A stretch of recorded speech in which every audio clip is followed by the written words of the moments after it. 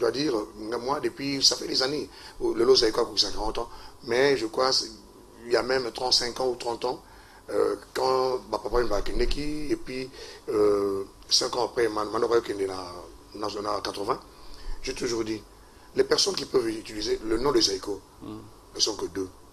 Alors, disons, nous sommes trois. Il y a Papa Yumba, Manoko et moi.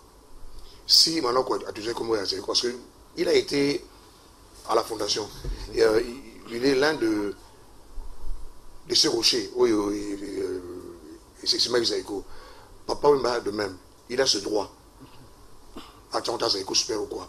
Moi aussi, mais pas les autres. Pas les autres, parce que les trois, tout le temps qu'il y a ceux qui ont fait le nom de Zaïko et de cela que Zaïko a façonné. Bonjour ou bonsoir peuple congolais, ça dépend de l'ère où vous allez kolonangai. Nae a une casquette ya culture, donc culture musicale. Musique est une passion na biso makasi, puisque sans la musique aussi donc monde de gozala bien te. Bien sûr awa to pekisa musique, mais nazo parler de musique ya Zaïko, musique oyo et bersaki biso, oyo e bersaki ngai na yo ndeko. Donc bamususu bazalaki na OK jazz, bamususu bazalaki na African jazz, bamususu bazalaki na empire, bakuba stukas etc. Donc nga le na koloba makambo ya Zaïko, nazali spécialiste ya Zaïko langa langa. Ba émission ezali ko sala ma ebele. Bandeko neti ba Marcel Landou na kin na émission sekele pe azali ko sala za ko pomper. Donc bandeko ba ado ue awa pe azali ko pomper do bandeko ebele bazali ko sala ba émission ya makasi ya musique biso pe tozali ko sala et puis to sala pe donc ba émission ya musique et lelo tozali ko zongela mingi situation ya Zaïko moko pe ya batu bazali pe ko sala yango mais do tozali ko loba na sens wana na bandeko ovma bazali ko yamba batu régulièrement.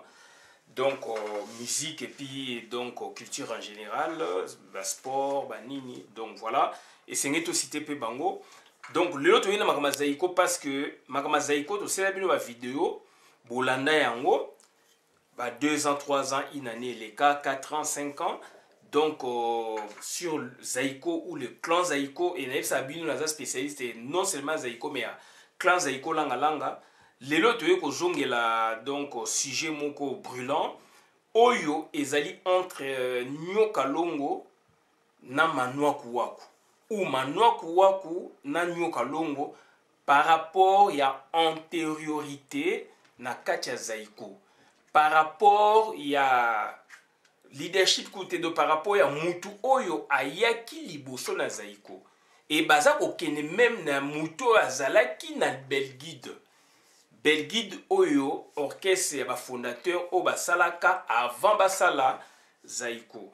Donc bandeko nangai ezali très important na cadre de recherche parce que et puis ba polémique ebele ngai na pesi manwa ko raison na ba vidéo et les cas boye biango bolandi yango na argumenter là-dessus puisque to yoki o ya lobby et lelo yo toye ko zongela likambo wana parce que donc Nyoka Longo ye moko aloba makambo wana avant toute polémique.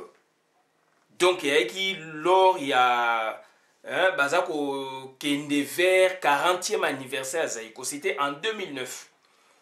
Donc bokolanda ye Nyoka Longo ndenge alobaki na motema polele polémique ezalaki te dénaturation ba fait ezalaki te bazali pe ko wele loko moko te puisque ye atikali na kombo ya Zaïko baninga ebele songolo pakala bakenda pe ko évoluer na ndenge na bango na ba orchestre pe ou en carrière solo et mu kolobateka ke pono sala musique il faut zaka na orchestre donc bandeko na ngai elingi pe kolobateka ke soko zali musicien il faut bimisa ba chanson chaque mois ou chaque année, non, puisque tout le monde a peut na poto awa, mais du moins, donc, ce que vous allez dans l'orchestre, donc, ça dit, bah, musicien aussi, bah, oui, ça, bah, orchestre ou, bah, collaborateur, ndenge za iko moment comme bah, cofondateur, donc, bah, administrateur, bah, belé, donc, o abimisi, et les sipe baninga, o abimisi, et j'apprécie beaucoup, sagesse au Manoaku Waku alobaka peut-être na comprendre qui discours n'a été mais après na comprendre bah tout les questions babi bah tout les questions vraiment hein, donc na zaiko vraiment donc il façon moko hein na ko expliquer autrement il façon bazo tout naé et ça la question puis pour la ça musicien ni oyo vraiment azali côté kamingi na zaiko oyo ki azali neti entre guillemets coller sa baninga puisque terme coller ça ezali mano comme d'habitude c'était là qui n'a discours naïe mais avec beaucoup de réserve mais avec du recul naïe comme on a que c'est un bon discours quand on est dans un orchestre puisque na yo qui on peut na ba musicien belé ndeng ba monsieur belé pe ezali koleka donc alobaki au moment na même période bo ezali évolu comme taza ko lesa orchestre mobimba période bo ezali même ngai moko manoa ko ba chanson na ngai prestation na ngai eza ko lesa baninga nyoso période muso ezali même bimi période muso même likinga même pe josar etc papa wemba donc c'était vraiment une bonne réflexion yango tozongele loko puisque ezali polémique té na tango wana mais ba yeko chango polémique yeko ya quand yango moni ba version et changer je comprends nyoka longo le fait qu'atikala na kombo ya Zaiko donc pour lui donc le fait que c'est un des anciens aussi à Zaiko pour lui donc le fait que musicien aussi apportaka micro apportaka orchestre puisque c'est lui qui chante chanteur et que bah instrumentiste donc bango na sima donc bazaniti sima ya chanteur mais kaya Manoaku Waku est exceptionnel parce que Manoaku Waku azalaki donc premièrement aza guitariste premier soliste ya Zaiko donc non na côté donc qualité donc artistique premier soliste ya Zaiko premier arrangeur ya Zaiko puisque ba soliste mingi ba on va créer une mélodie ba premier arrangeur premier soliste donc azalaki déjà génie d'où Manoaku Waku exceptionnellement naza koloba par rapport à musicien oyo nde toyoka ke chanteur nde muta kumbelaka mais Manoaku Waku en tant que guitariste azalaki aussi ko kumbela concurremment na ba chanteur d'où c'est là où la polémique vient yena Manoaku yena na nyoka longo et surtout que bazali aussi ba ancien ya Zaiko mais na kati na bango moko azali plus ancien que mususu d'où sikoyo na version oyo ngai ezali corroboré na maloba ya ye moko nyoka longo bokolanda yango donc tout bino extrait bokolanda yango donc nyoka longo ye moko azali ko expliquer et donc bokomona yango donc wani alaki avant toute polémique avant organisation ya 40e anniversaire ya Zaiko baye ko kota siko na ba discussion donc na ba dénaturation ba fait ko changer ba fait o alinga we la ancienneté o alingi boye parce que ne l'expliquer bino tozana instrumentiste mutasimana mutaliboso muta kumbelaka nyoka longo donc pona yeza yé muta kumbelaka surtout que azali aussi azali chanteur naturellement na ba orchestre muta kumbelaka ba instrumentiste bazalaka na sima mais on a bi faites attention puisque na kaya Manoaku azali virtuose azali génie d'où kokumbela na concurrence donc il faisait ça concurremment donc on a ba chanteur puisque c'est un guitariste hors pair avec notre premier na soliste na bango premier arrangeur na bango d'où ba musicien bazali ko dépendre na ye ba chanteur pardon bazali ko dépendre na Manoaku d'où sans passer donc ko aussi mbaté donc eloko wana na osenga na vie josa a travailler à retravailler et du moins dans toutes les périodicités on va vivre ensemble toujours kaya Manoaku Waku va vivre ensemble na josa na Zaiko durant 10 ans et na 10 ans on n'a aucunement techniquement ça je parle artistiquement na ndenge conception ezala ke naturellement même que chanteur muta kumbelaka aucunement nyoka longo akumbelaki liboso ya Manoaku donc c'était avec concurrence donc ça dit Manoaku azali ko sala ko wana donc naturellement artistiquement donc concurremment na tout chanteur je parle de concurremment na tout chanteur et vologotanga azali na lupe manazaiko on parlait de Manoaku Waku un grand guitariste et soliste un grand arrangeur d'où Volo aussi dépendait donc na manoa côté guitare côté donc création aussi en mélodie bien que vous regardez un peu moins guitare mais manoa quoi c'est donc c'est un génie donc tokoloba susu donc nani jina wa jina pareillement tant azali ko pela zaiko donc manoa aussi donc azali qui concurrent na bango bien kazamu tasima bien que bango bazo ko lia lisango de tokoloba ba loba kaboye mais na sima il y avait un grand concurrent puisque l'orchestre mouchoupe ba soliste mouchoupe ba zali pe koyo kanate na orchestre mouchoupe soliste pe ba soliste mouchoupe ba bimara mabu boete et so soliste azo ko bima boete donc azo ke na concurrence par exemple na ba chanteur te et orchestre il fait kufa tozongo kaneti donc on appelle ça exemple dernièrement émission Sekele émission makasi ba sala kina ndeko Marcel Landou donc alobi yango na kati ya orchestre jeune mutazwa ki avec leadership c'était qui c'était donc Roxy Chimpaka et Roxy tan bazui aki na VV mbala moko donc place donc tuzali ne kufayi d'où il y a ko récupérer flambeau tozongo pe na Vox Africa vieux souci ka so ya sangai azali soliste guitariste soliste na Vox Africa papa bombenga tant ya kei Vox Africa kitaki de ba soliste bazali batu o bazali très important puisque bazara pe ba arrangeur d'où un soliste ba grand soliste ba qui n'a toujours en concurrence loyal bien sûr na cadre de travail na chanteur ou azako porter orchestre cette notion à mon avis vient nyoka longo il faut atteindre la momuke donc c'est à dire puisque tant be voloko ba kei ba papa wemba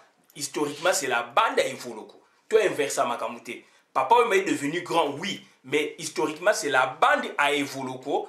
Evoloko a Kei, Balandi Evoloko. De toi inverse à Makamute. Ça c'est l'histoire vraie en moi. Donc c'est à dire la bande à Evoloko et Kei, c'est Bimi qui a pris, c'est pas Nyokalong. Et Bimi a pris le flambeau. Donc on a parlé même de la voix lead. Il y a Zaiko, Bimi a pris le flambeau. Concurremment avec le génie Manoa Kouakou. Donc Manoa Kouakou, comme on est à sonner toujours. Bien que BP a Mungu, yem da beta ngote donc chanson ya Jinam da beta kango donc Matima, mais toujours Manoa Kouakou est au-dessus de la mêlée. Donc au Kesou na Wenge, Ale Makaba c'est pareil. Ale Makaba sans Wenge donc Mawatro. Donc, ça dit, ce sont des gens. Donc, Ale Makaba, quand vous parlez aussi de l'histoire de Wenge, vous verrez que Ale Makaba, Azayaki, donc, il partait en concurrence loyale avec JB Pian, avec le Missé qui porte l'orchestre. Bien que Ouer Azayaki, Adolphe Bazalaki, etc., Blaise Boula. Sauf que dans tout cas, tant où Samunga Koufi, tout cas, c'est comme une baisse.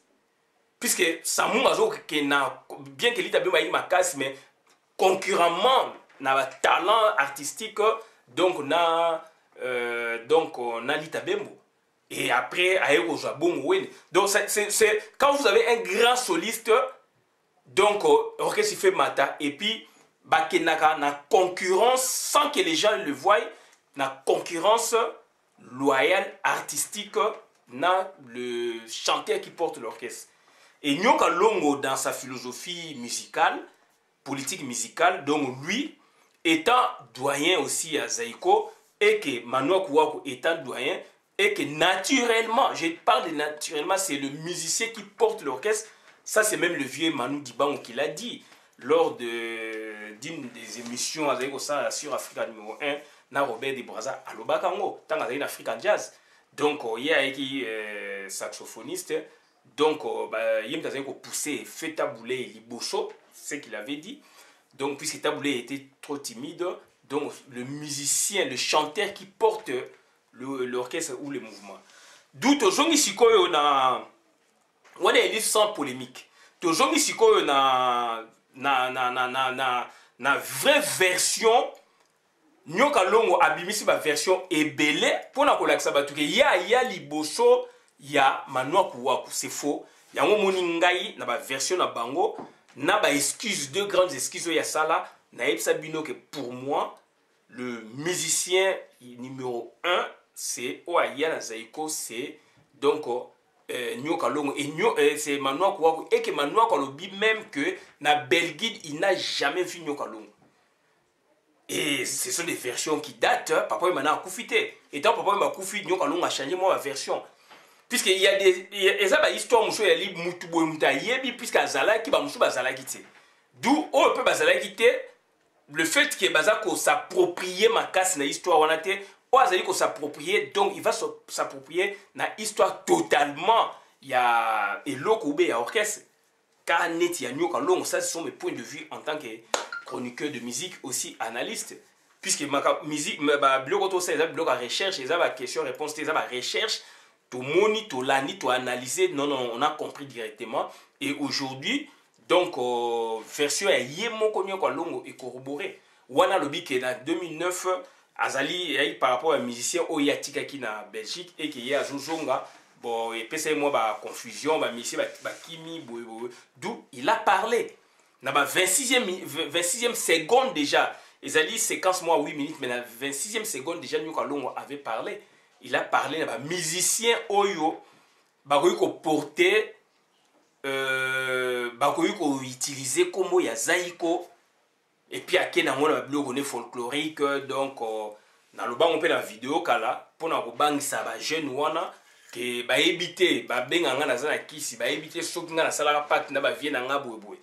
Wana, on côté, puisque, wana, il a, bah, raisonnement, oh, moi, je peux pas vraiment m'attarder là-dessus, mais je parle vraiment, na, blog, les alliés démontrables, où les alliés, donc, tout ça, qu'on monde, tout ça, qu'on comprend, na, les alliés visibles.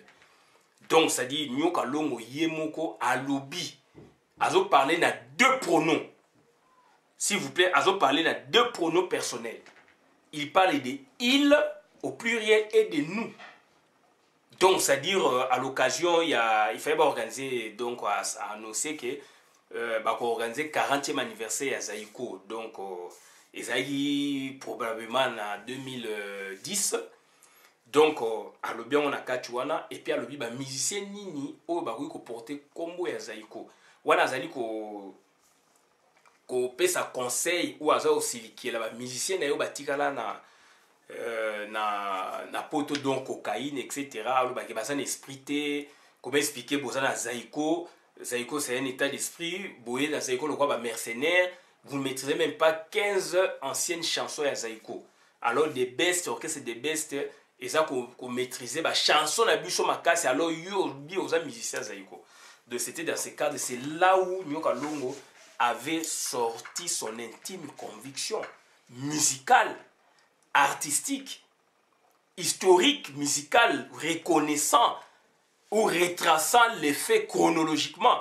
Bien qu'à papa ou mbaliboso puisque na biso batumuindu soki mutu akomi na mbongo soki mutu akomi boya akomi na vedette munene donc ba inversaka ma donc omona même leki ayi ne lokote yaya azane lokote leki akomi na mbongo ou bien na nini na ba tribu mingi na biso ba congolais ba kozwa ma leki ba pesi bokonzi yo yaya ba bosani même yo et yaya peso za makasite okomi ko sala leki okomi ko landa puisque mokile lingi bongo famille lingi bongo. C'est ce que lui il a fait au lieu de parler donc du moins il a parlé au lieu de parler chronologiquement mais il a parlé de il en citant en premier Papa Wemba et puis donc Manoa en deuxième là il parle de il donc les gens qui peuvent donc n'est-ce pas utiliser le nom de Zaiko puisque c'est une marque déposée ils sont deux ils sont deux. Et puis, à l'obi bien, atteignant Papa Wemba, Papa Wemba vient en deuxième, on comprend, puisqu'il avait une autorité telle que, donc voilà, donc on les met maintenant devant tout le monde, même au Bassane Siksa Vaye, au même Aïbanaka Vaye, c'est ça les Congolais. Donc cette fois-là, il cite Papa Wemba alors que Papa Wemba aye okuta Manoa kuna Zaiko. Et Papa Wemba yemo aloba on pe na émission Bassana Manda Chebwa na 90, oyo aloba ke donc ayaka accompagné ki ba cousin Henri Mongombe, ba master ne ba utaki Belgique. Aye wana akuti na venu na lopango wana ba jeune mo bazo répéter aye so ngoya za ba chanson boye ba meka ko accompagner c'était l'orchestre Belgique d'où à partir na ye donc un détonateur ngana obenga même déclic musicien déclic n'appartenant pas donc à Belgique mais à cause de lui donc ça donné matière à réflexion na ba fondateur pour na ba dissoudre donc orchestre existant de Belgique pour na ba créer orchestre mususu tout en leur donnant, n'est-ce pas, des idées, donc des directives selon que donc bako reprendre bango basa na bango calme. C'était dans ce sens. Yango donc ezali biloko moko oyo ke donc il fallait tout comprendre yango, donc c'est-à-dire baye ko zonga siko baye osala orchestre zaïko. Et maintenant, bien la version de Nyosho, oh Nyosho to lundi, ça fait 4 ans oh, puis c'est une vidéo peu moins mini sur ça. Dernièrement, on a lundi pas ya Marcel Landou a ça la émission c'est qu'il est na kin ba émission pas kitoko. D'où Marcel Landou a lobby nyoka nani maintenant quoi ka lobby même version o atikala toujours koloba que atikala ko mona maintenant quoi ko na belgidité et puis na tant ba ko reprendre ba sali orchestre ya sika. Première répétition pe azalaki te et maintenant aussi nyoka long aussi azalaki te do papa we mazalaki boyebo bazalaki do deuxième musicien zaiko ezaka papa we ma premier musicien il y a Belguide c'est toujours maintenant premier musicien zaiko c'est toujours maintenant puisqu'il a été repris et deuxième c'est donc c'est qui c'est Papa Wemba et maintenant nyoka longo se trouverait à la 3e position. Et maintenant, dernièrement, Evoloko se retrouverait à la 4e position. Donc, on a dit maintenant, bon, version, mais donc peut-être il y aura des contradictions. Nous aimerions qu'il y ait contradiction pour tout puisque toujours comme beaucoup. Il y a beaucoup de choses qui daté en 2011. C'est suite à quoi? Suite, il y a organisation, polémique et donc suite, il y a organisation. Il y a 40e anniversaire de Zaïko en 2010 et quand ils ont organisé ces 40e anniversaire, il n'y avait que 2 anciens musiciens, Papa Wemba na Nyoka Long. Donc ils ont exclu les Manois pour les autres là, ils les ont exclus. D'où à partir de la polémique et Kobima, les anciens là commencent à réagir. Les anciens là commencent à parler. Jusqu'à ce que la clan Zaïko et puis ils ont un support et bima pe donc Muzitu donc mécène Muzitu donc ex-premier ministre après ça qui misolo a tchaki ba fond ba sala de support ya clan Zaïko yango moni to sala vidéo to sepela ne loko wana pona e matérialiser n'est-ce pas acte wana. Ça c'est l'histoire vraie à Zaïko, l'histoire vraie à clan Zaïko puisque ils les ont exclus. Pourquoi exclure bango et banité makama mbongo ba boy mbongo ba pesa ki ba pesa baninga toyebité et alors ba non ça quand déjà na 2009 wana evolution na prison na 2008 evolution na prison d'où mobilisation zalaka ba likinga tout bazalaka mobiliser ba mission nyo sazayiko bazali mobiliser mais bazali ko zele evolu kwa bima pona ba organiser bo ba yeko organiser ne ba organiser ki wana donc oyo et ça la polémique à partir de comme le combat d'honneur. Maintenant, chaque musicien, il faut l'Obama Kamou, Oyo et Zalaka na Zaïko. Donc, avant cela, on donnait, n'est-ce pas, donc, tous les fruits, donc, tous les souvenirs, Zaïko, Zanet, Nanyoka Longo. On dirait qu'il y a fondateur, Zaïko. D'où, à partir de ce batu baïko cassé, baïko retracé, fait, bani, yé pas bani ko réagit, d'où on a compris leur histoire. Puisqu'il est tellement flou que, voilà, tant on va dépasser la limite, la 40e anniversaire de Zaïko, bah, exclu, bah, ninga, bah, c'est le Papa Wemba, d'où sikoyo, groupe Moussou, bah, qui va salir classe Zaïko, yango mone, c'est polémique, bah, polémique, tilelo, oyo, manouakou, a panza, poké, ko panza, l'État Molibé qui peut venir à aider Busso aussi, na histoire ya clan Zaïko, d'où yango mone polémique et bima makasi. Donc, nyoka longwa lo baboye, yem ta yiki boso ya lo baboye. Mais aujourd'hui, nga na pesa raison na manwa ko. Et aujourd'hui, na vidéo yemo kwa za ko loba. Abi manwa ko bato ba ko porter. Voilà ce qu'on a joué na histoire où ya lobi na 2009. Donc, on a émission donc à Saliango na donc à Saliango donc producteur na ngezali Pendra Magazine na 2009. Donc place Nyoka Long babi donc titre la colère de Nyoka Long. alati neti safari ya pembe na lobango na sala dia zopis na landa kango tanga bangisaki ba jeune wana donc place nyoka longo yemoko avant 2010 puisque 2010 n'est donc en ba polémique et bandi ti lelo yo yango moni ba vérité contre vérité bimi belé mais en 2009 il y avait pas de polémique ba tikele zaiko mutu moko lo baraté c'est leur ami donc mutu ako évoluer na ndengi na ye siko tanga ba dépasser limite yena papa wemba ba exclure ba kepe ba lobby la vidéo ba loba o sengé ba loba donc ils ont négligé certaines personnes d'où maintenant il y a eu des réactions sur réaction d'où est commis bah, réponse contre réponse et nous on en a aussi profité pour nous poser des belles questions il y a un moni les loyo donc toye koloba ko zong c'est la bino bandeko o yo zo kolanda ngai ya za kolanda ngai pour nous koyebisa bino ke version to loba ke Manoa Kuwaku c'est le premier musicien zaiko et ezali contenu na vidéo ya Prenda magazine na 2009 oyo balobi la colère de Nyoka Longo na 26e seconde 27e seconde déjà Nyoka Longo aza koloba par rapport à petit na batika na Belgique que bato bakoki ko joa kombo ya zaiko ils sont deux pronoms personnels donc troisième personne du pluriel ils sont deux et puis la soukabola nabi nous sommes trois. Ils sont deux, nous sommes trois. Alors, on a une intention nini. C'est là où c'est la psychologie qui canalise les esprits. C'est là où maintenant donc, on voit maintenant la vérité qui sort d'elle-même.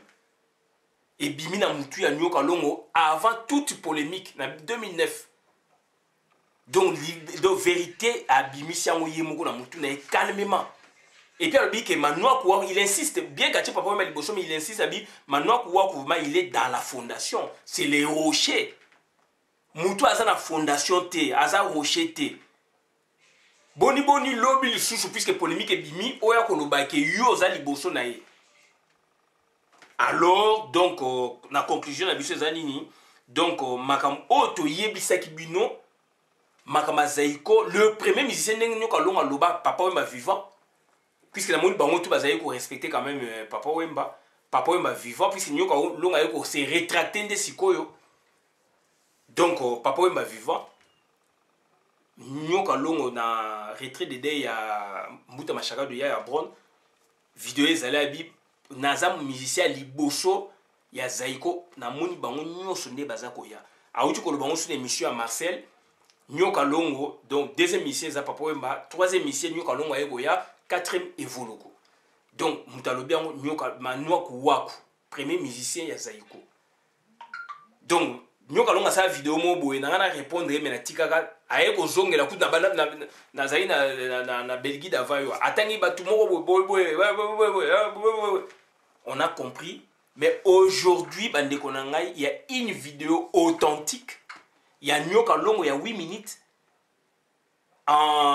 Donc au safari blanc donc il pembe au gris donc au safari il parle calmement il n'y avait pas polémique entre anciens wana azako s'adresser na Zaiko oyaye na ba musicien oyaye batikala et cette fois-là il a retracé il parle de deux pronoms personnels bato ba ko joa comme Zaiko na za ko insister puisque ça redondance na pédagogie ça bien pour les gens comprendre répétition les amers à savoir pour les gens comprendre que tout le monde pas maté makamsho lubaki obosani oyesu ko makamsho puisque olingi bongo moki les a bongo mais la vérité est là la vérité reste la vérité vidéo na tiel bino bokolanda yango Nyoka Longo yemoko azali koloba Nyoka Longo yemoko s'il vous plaît azali koloba que ba musicien Ache Papa Wemba Liboso, puisque Papa Wemba est devenu une vedette planétaire, mais il fallait du moins Acha. Donc, on est à Makamususu. Donc, c'est le musicien premier. Mais Sobolandi une explication. Donc, voilà, il a parlé. Mais Sobolandi une explication. Il dit Manoa Kuwaku a même na fondation ya Zaiko. C'est les rochers. C'est lui-même, Nyoka Longa qui l'a dit. Abi, ils sont deux. Moutou et Sali. naturellement, bazana conflit baningate, il avait dit en son temps, en 2009, avant 40e anniversaire, puisque polémique, il m'a parti à 40e anniversaire, na clan Zaïko et Kobima. Ils sont deux, mais ils insistent beaucoup sur Manoaku Waku.